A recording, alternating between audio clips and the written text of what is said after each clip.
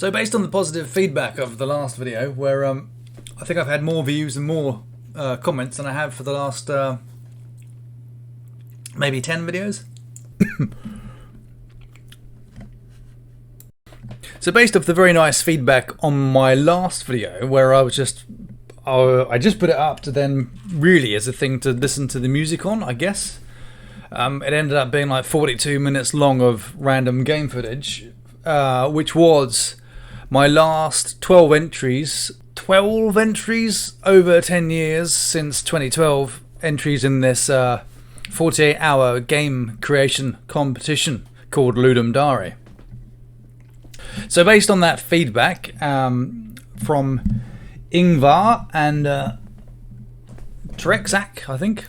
Thank you very much for the feedback. Yes, so I think I will try and do a breakdown of each game and the mechanics behind it, and the sheer amount of panic that ensues in the last hour, as always. Most of these aren't necessarily representative of the final game that was submitted versus some tweaks. They aren't really representative of the final game, more they are the tweaked, polished version that was done in the sort of week after. So yeah, the ones submitted maybe didn't quite hit the mark as much as the polished ones. Take what you see with a pinch of salt, because I'm not sure if I can find most of the original ones, more the ones that were tweaked afterwards. So I'll see what I can dig through, and yeah. So this one is Minimalism. That was the first entry back in 2012. That was Ludum Dare 26. And everyone else really did get the theme, and I didn't. So I just created a platform game with a robot.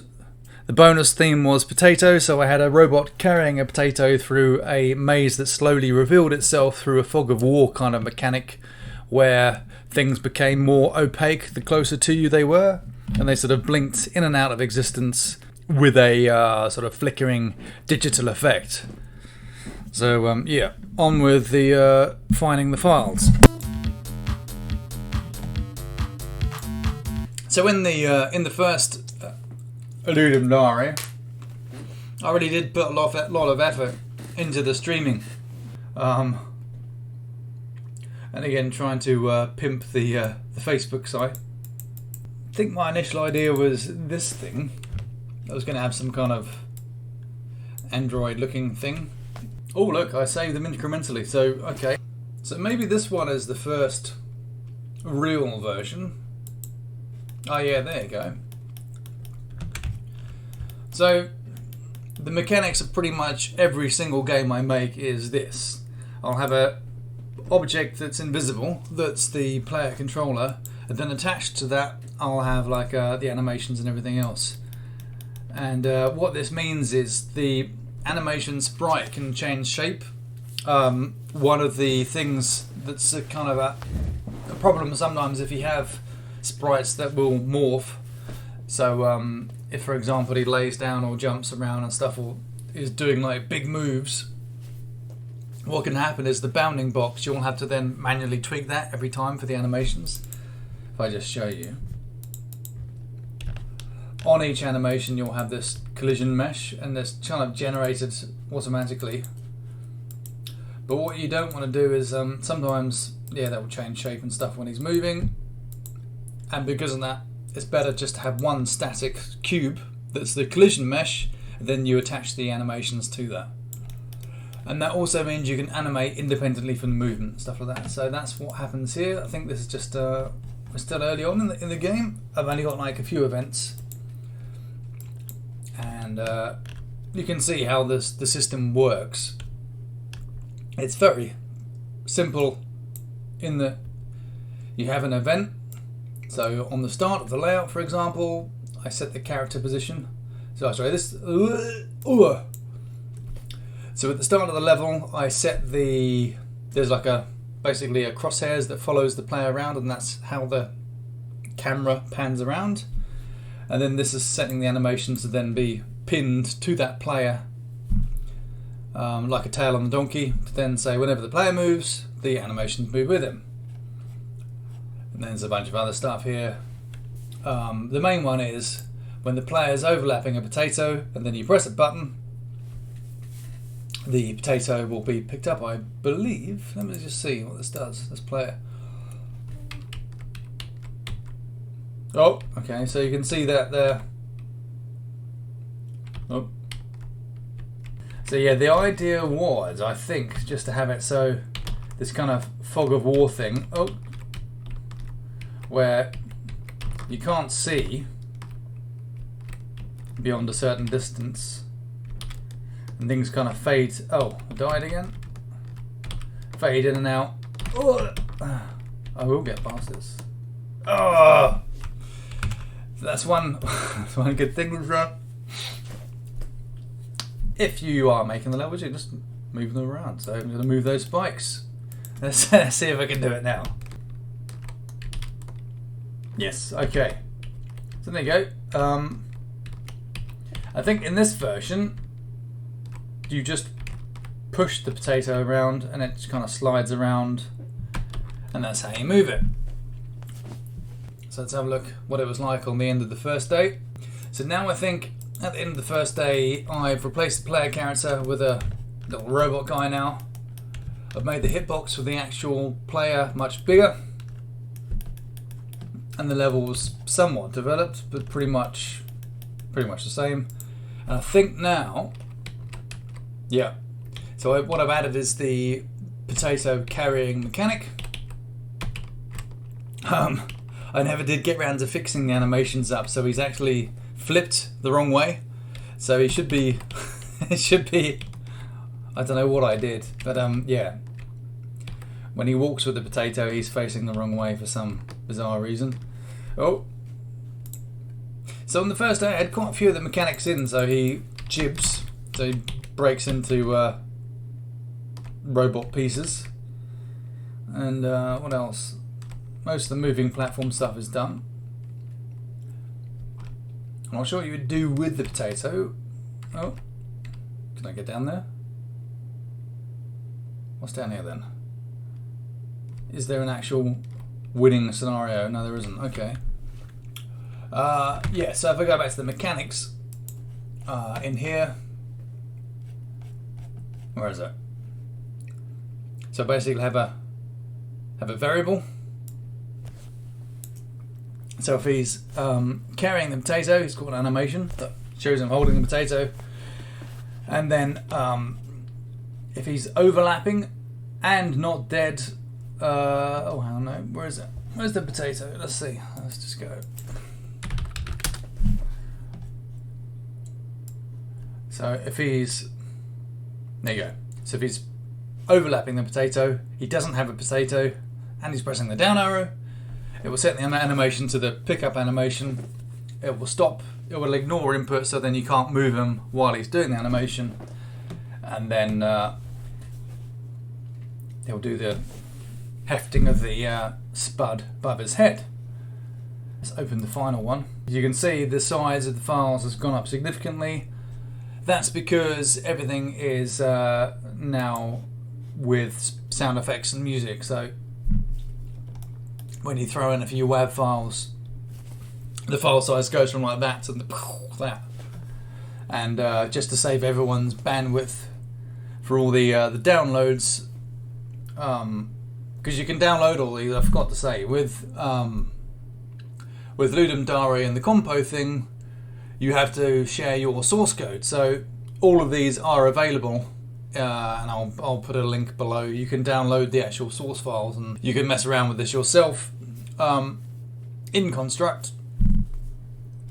and see how this all works. This is the one where I actually got around to doing different levels, so it gets incrementally harder, so you get, you know, an easier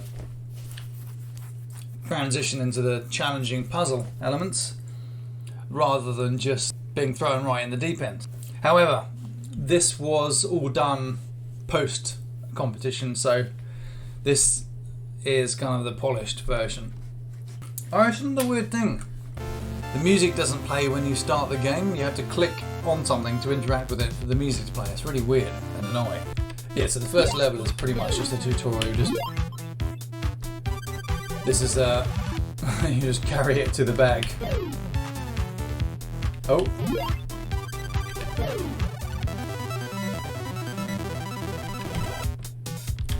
And then now look. Where's the potato?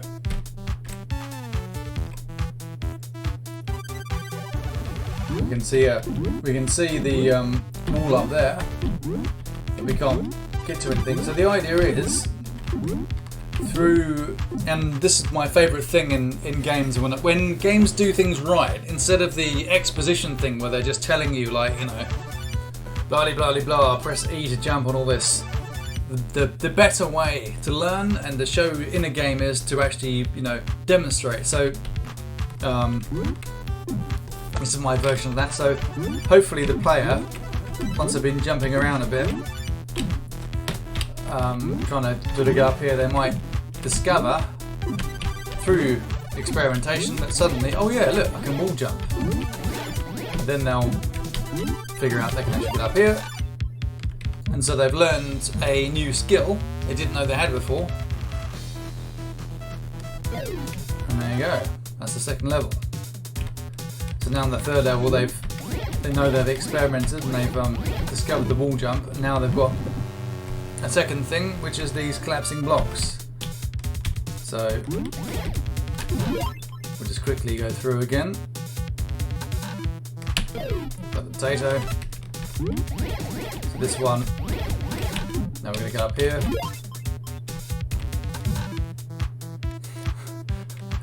After like 10 years, there's never fixed the animations. Okay, right, so let's be slightly more careful now, because we can't just jump over onto the collapsing blocks. So there's no potato. I've got to try and make it across here. Just move really fast. There we go, there's a potato. And there's another mechanic here introduced in this level, which is the moving platforms. Oh! Wait. I never did put a skip level cheat in, I don't think either. No. Oh.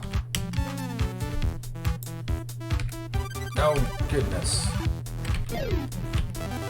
Right. Right.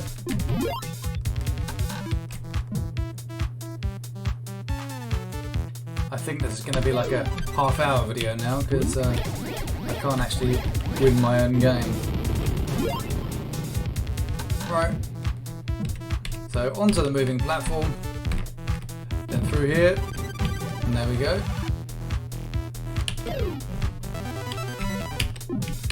So now, again, we've got a new mechanic. If I place a potato down, there you go, he's bounced. But I can't get through that gap. So now I have to get up here, and I've got a second potato to rescue. Oh, but I've got 4, look, so the count's up the top. See, I've got 4 potatoes to save. Oh, blimey.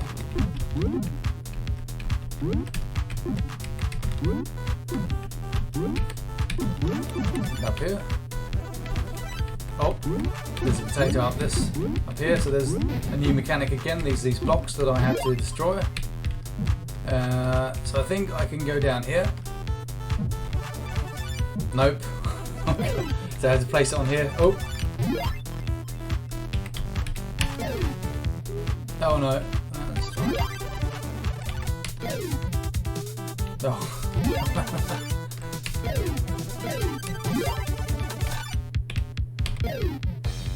Oh, balls.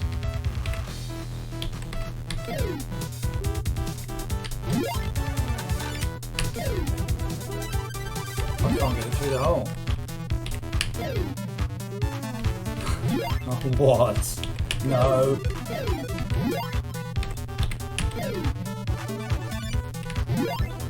How the bloody hell did I do it the first time?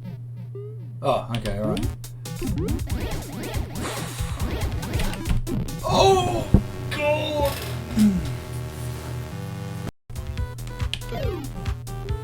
Right, okay.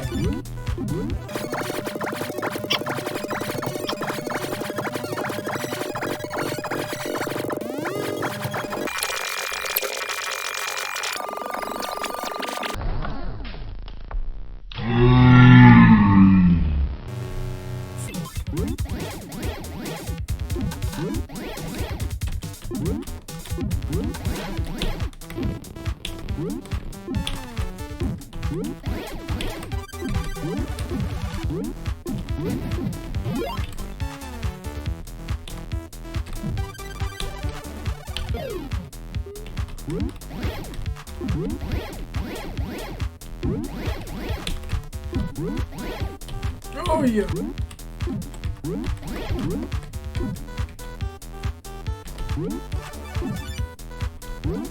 How do I... What?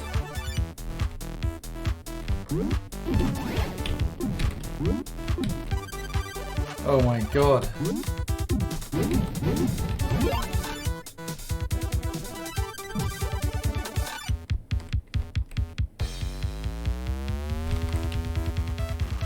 Oh. Oh! Bloody hell.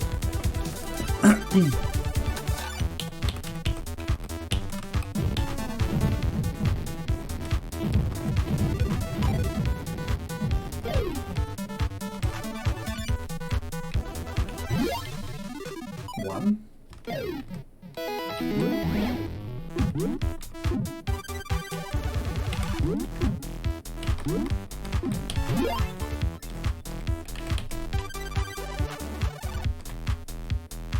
Oh! Yes!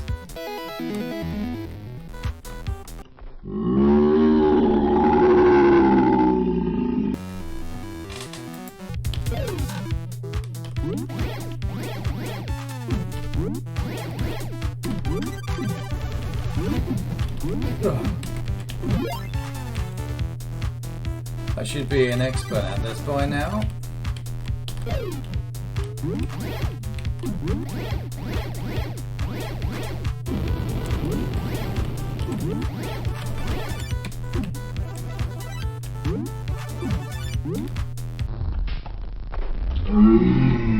Oh God!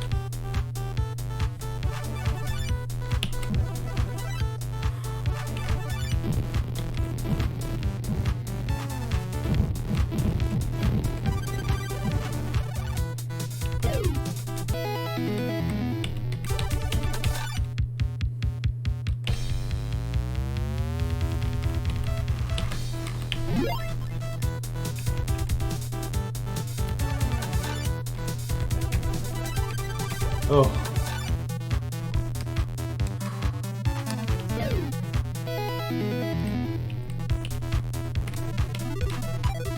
Oh. Oh.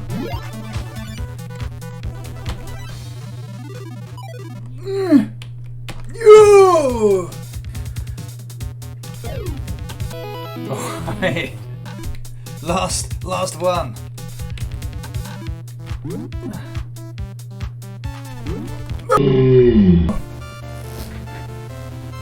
So I officially give up trying to beat that game. I was clearly a better gamer back in 2012 than I am now, so it's probably why the games are getting progressively easier, because I'm getting slower.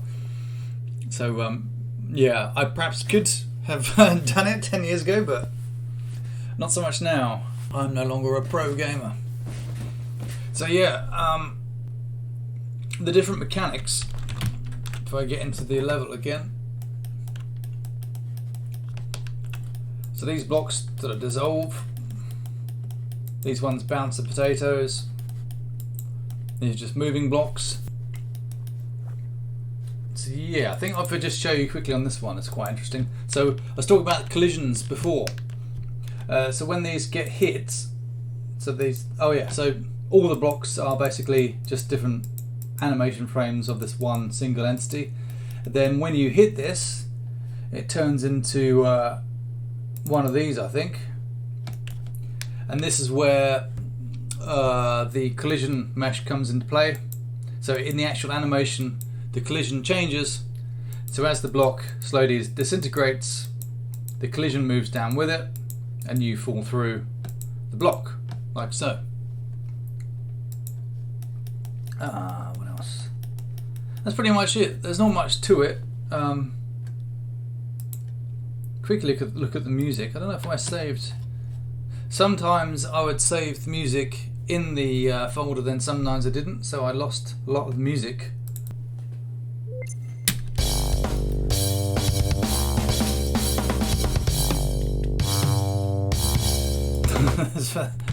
That's not the music. So these are all just the sound effects.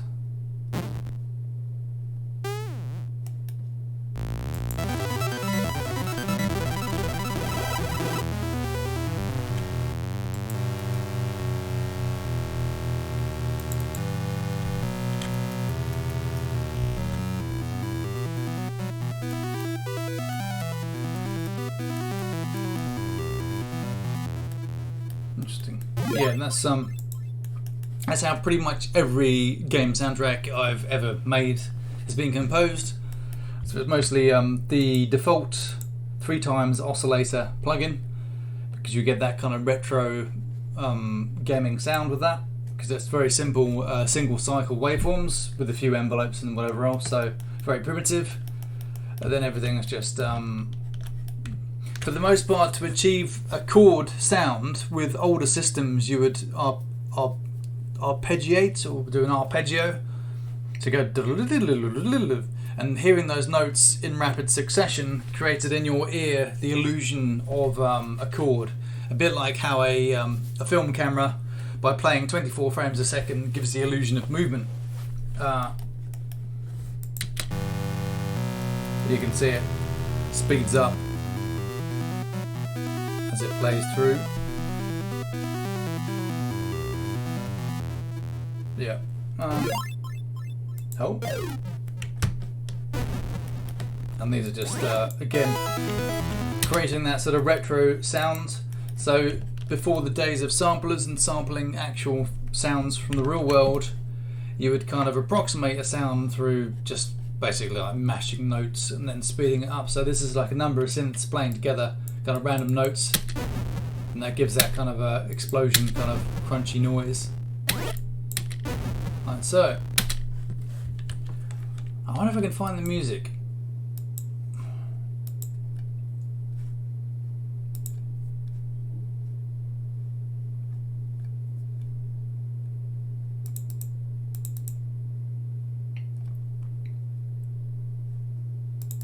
Let's see where these from.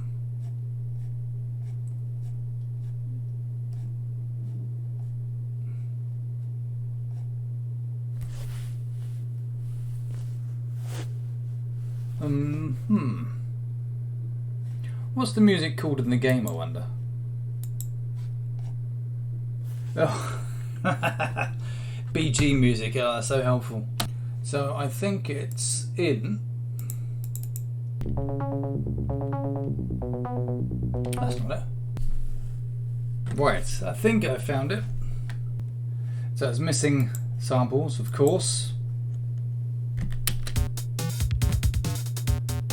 Because one feature of FL Studio is every time you install a new version, you have to reinstall every single package again, and nothing's ever downloadable online now, so all your old stuff is basically broken and missing everything. So that's a bonus.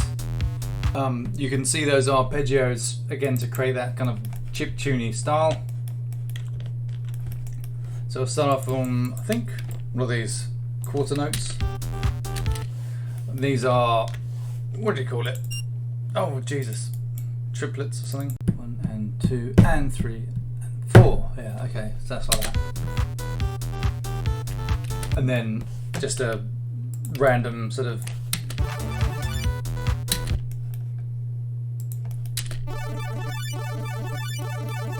that loop, that yeah, sort of super arpeggio thing, just to sort of create that kind of crunchy 8-bit sound. And then basically mostly the same stuff over and over again, just different kind of variations in a theme. Yeah, I don't know. I don't know if I actually did any effects on the drums or anything. Oh, I actually split the drums out. That's rare. So much effort. I'd even coloured the tracks. That's rare. Okay, well.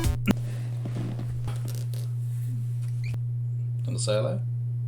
So, in the next game, it'll be featuring this cat, because she's featured in quite a few games, I think. Because I'm nothing if not original with my ideas. The game after this will feature that cat. So yeah, that was my first entry, and it wasn't in 2012 apparently, it was 2013. That was my very first entry into Ludum Dare.